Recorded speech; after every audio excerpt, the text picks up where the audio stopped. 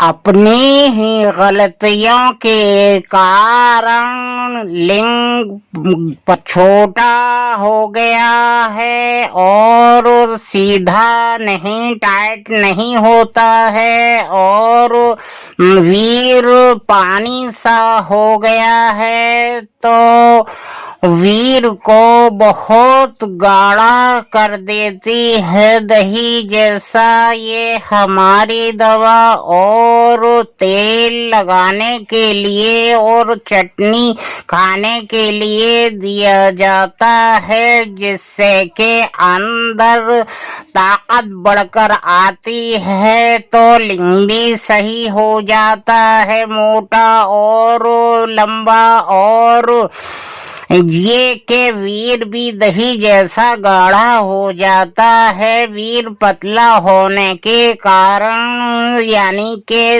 अंदर पहुंच भी नहीं पाता के झड़ जाता है, यानी कि फिर हम मायूस हो जाते हैं।